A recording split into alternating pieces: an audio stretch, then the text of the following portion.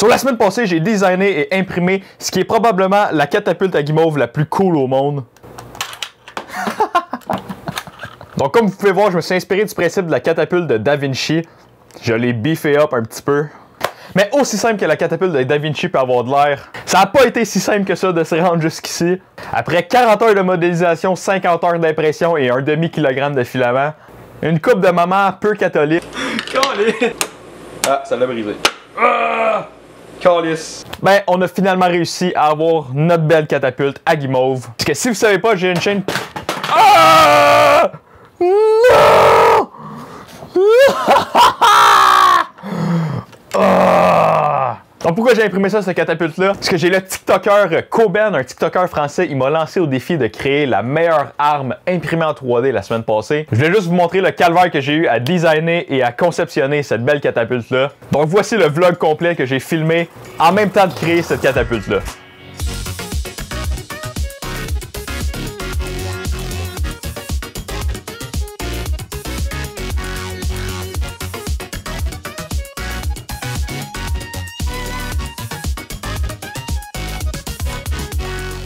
Donc j'ai commencé par imprimer un modèle de catapulte de Da Vinci qui existait déjà sur Thingiverse.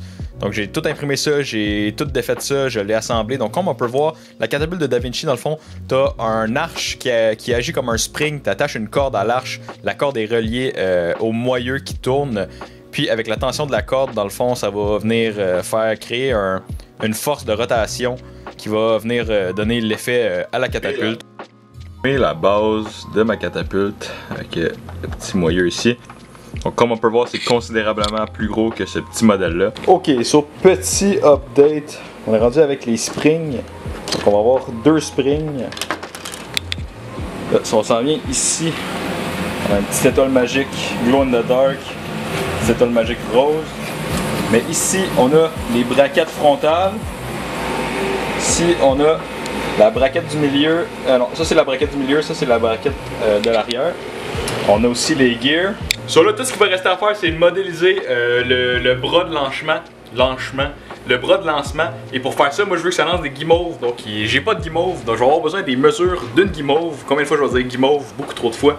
Donc je vais aller acheter des guimauves pour des raisons de recherche seulement. Bon, j'ai les guimauves et comme j'ai dit, c'est strictement pour des raisons de recherche. Seulement pour des raison de recherche. C'est ça que ça a de l'air avec les braquettes.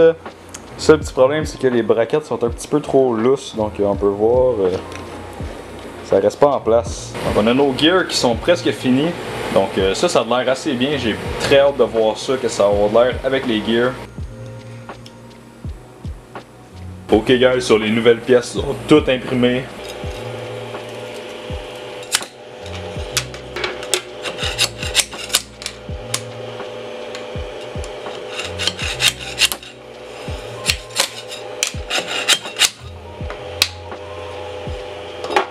Donc ici on a toutes les pièces nécessaires à l'assemblage de notre catapulte. Ça devrait juste snapper ensemble. Oh yeah! Et installer ça comme ça. Et là, ça devrait être juste un fit parfait. Oh yes!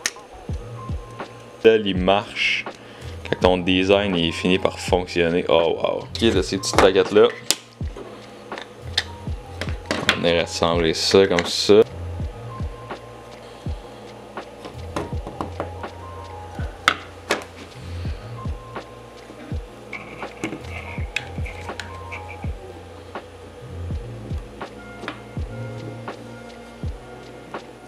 Regardez ça, la beauté. C'est une chose de le voir dans le logiciel, mais c'est une autre chose de le voir en vrai.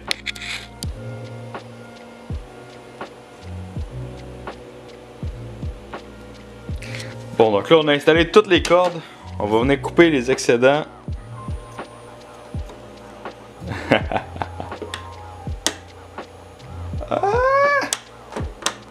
Ah, je savais que ça allait faire ça. Ok, donc là je vais les retirer encore un petit peu plus pour voir si on n'aurait pas plus de power. Puis là, ben, la corde elle a brisé. Ok, regarde, je veux au moins essayer de lancer une guimauve.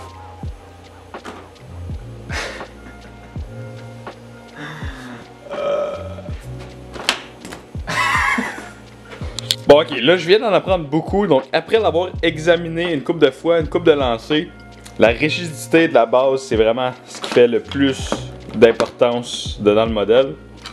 Puis là, comme vous pouvez voir, c'est vraiment pas solide ce qu'on a en ce moment pour faire ça là. J'aime vraiment beaucoup le fait que la guimauve elle rentre parfaitement dans la tête. Bon, je viens de finir d'imprimer ce qui pourrait être nos pièces finales. Donc comme on peut voir, les braquettes ont des petits trous pour mettre des vis. Et ça aussi, il y a des petits trous pour visser les vis à l'intérieur.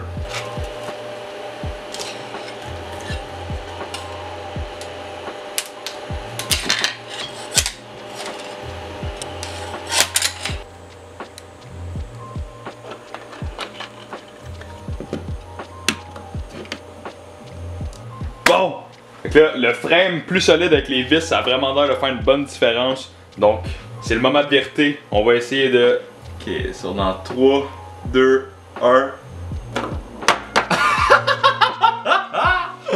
Oh wow!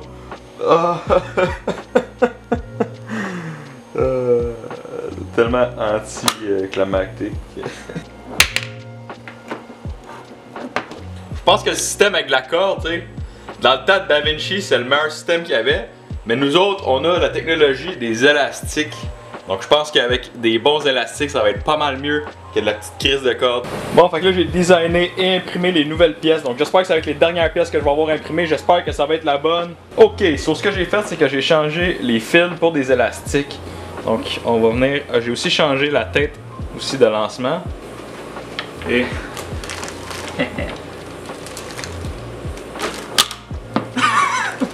Calisse! Pourquoi ça brise pas? Ah, ça l'a brisé. Bon, j'ai refait le setup avec les cordes, mais avec les nouveaux springs. Donc là, on va voir qu'est-ce que ça va donner.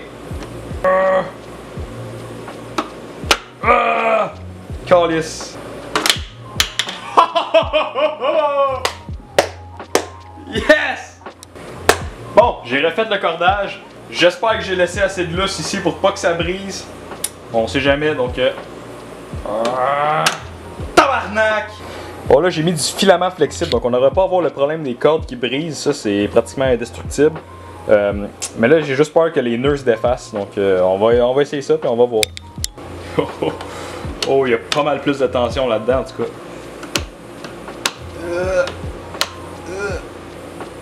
Et sacrément.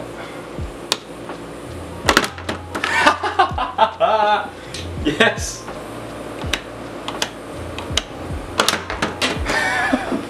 Bon, ok, là, je te l'ai acheté de la vraie bonne ficelle au Canac. Donc ça, c'est beaucoup plus solide que ce que j'avais acheté au Dollarama. Donc j'ai vraiment très hâte de voir ce que ça va donner.